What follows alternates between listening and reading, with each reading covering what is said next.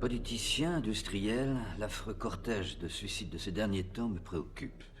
Certains ne résistent pas à la prison, d'autres d'être accusés de corruption ou d'avoir accepté des pots de vin, et ils se suicident. Sont-ils tous suicidaires, Président? À propos, Craxi vous soupçonne d'être le chef d'orchestre de Tangentopoli. Quelle sottise. Corruption, malversation, tous vos collègues tombent les uns après les autres. Craxi, Forlani, Demita, Martelli, La Malfa, vous, non. Ce scandale aux proportions effrayantes ne vous concerne pas. J'éprouve de la tendresse et une certaine tristesse pour eux seulement. Je ne crois pas qu'il soit fini. Je ne crois pas qu'il soit fini, je ne crois pas qu'il soit personnellement responsable de tout ceci, je ne crois pas qu'ils doivent disparaître de la scène politique. Ce n'est pas de Tangentopoli dont j'aimerais parler, mais d'un article que je voudrais écrire sur un sujet, j'ose dire, philosophique. Et ce sujet, c'est le hasard. Je ne crois pas au hasard. Je crois en la volonté de Dieu. Vous devriez, au contraire, vous devriez croire au hasard. Dites-moi, Président, est-ce un hasard si les familles de tant de personnes assassinées vous haïssent? Le fils du général Dalla Chiesa vous déteste. Il dit que vous avez joué un rôle dans l'homicide de son père. La femme d'Aldo Moro vous hait, elle aussi. Elle dit que vous êtes l'un des responsables de la mort de son mari. Est-ce un hasard que la femme du banquier Roberto Calvi vous haïsse à ce point-là? Elle dit que vous l'avez d'abord menacé et que vous avez commandité l'assassinat de Calvi, qui n'a pas été tué par la Banque du Vatican, mais par deux personnes. Andreotti et Cosentino, qui est mort depuis. Alors je me demande, est-ce le hasard si vous étiez ministre de l'Intérieur lorsque le bandit Picciotta a été assassiné avec un café empoisonné? On raconte que Picciotta aurait pu dénoncer les commanditaires de l'assassinat du bandit Giuliano. Est-ce un hasard que le banquier Michele Sindona ait été assassiné de la même façon? Lui aussi, du fond de sa prison, il aurait pu faire des révélations terriblement ennuyeuses. Est-ce un hasard si tout le monde raconte que vous avez à maintes reprises protégé Sindona?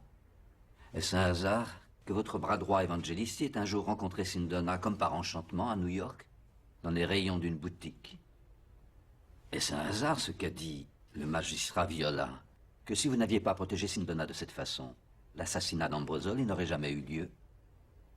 Et puis encore, est-ce un hasard si vous, qui notez tout scrupuleusement sur vos petits carnets, vous ayez oublié de noter l'homicide d'Ambrosoli? Et est-ce un hasard si durant les années 76 à 79, quand vous étiez président du Conseil, tous les dirigeants des services secrets aient été des hommes de la loge P2? Est-ce un hasard si lors de vos nombreuses rencontres avec Lucio Gelli, grand maître de la loge P2, vous ne parliez uniquement et exclusivement que de desaparecidos sud-américains? Selon vos propos, de simples bavardages amicaux. Et pour conclure, est-ce un hasard que votre nom ait été cité dans pratiquement tous les scandales de notre pays? Et je laisse de côté tous les soupçons qui flottent sur vous concernant vos relations avec la mafia. En somme, comme l'a dit Montanelli, de deux choses l'une. Soit vous êtes le plus grand criminel et le plus rusé de toute l'Italie, parce que vous en êtes toujours sorti, soit vous êtes le plus grand persécuté de toute l'histoire de l'Italie.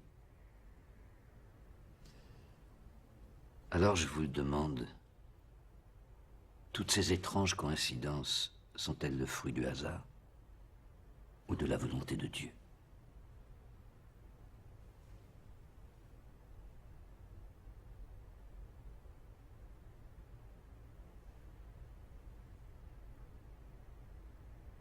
Est-ce un hasard si l'influent quotidien que vous avez fondé et dirigé a été sauvé à l'époque par le président du Conseil?